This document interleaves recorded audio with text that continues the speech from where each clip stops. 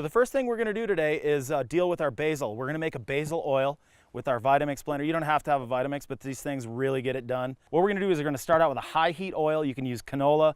This is a grapeseed oil. Into a pan and get it hot. That is about 1 cup. Start there. So what we're going to do is we're going to pull all these basil leaves apart here and get them into our blender. You can have a little bit of stemage. It's okay. You can rip through this really fast. I like to take off the tops like this and just snap them.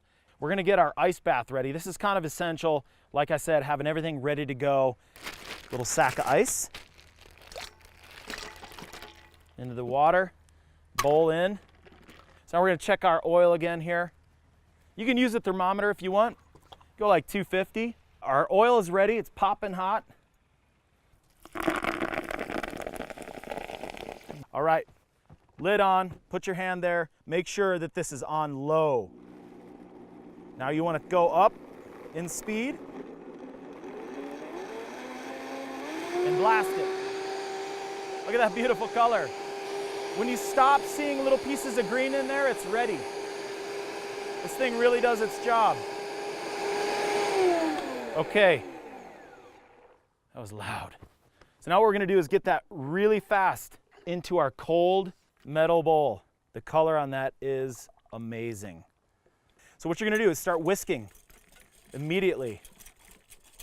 And you just want to whisk this for till it's cold. So for this batch, 2 minutes of whisking. And you're going to see as it starts to cool, the viscosity changes. That's when you start to know that it's really happening in there. All right, so what we have now is our basil oil, nice and cool. And pour that baby right in there. What I like to do is let it settle in the fridge for 2 to 3 days. After a couple days is just drain that off, and as the oil comes out, you can start to see a little bit of particle come out of the container. That's when you stop.